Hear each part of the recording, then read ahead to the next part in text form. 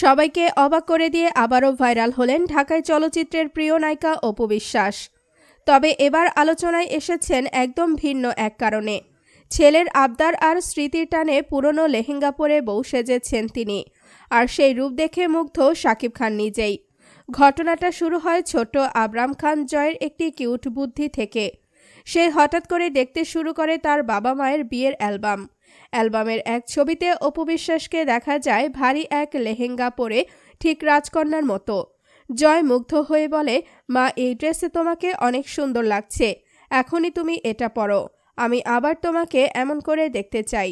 অপু বিশ্বাস প্রথমে হেসে উড়িয়ে দিলেও ছেলের আবদার ফেলতে পারেন না তিনি।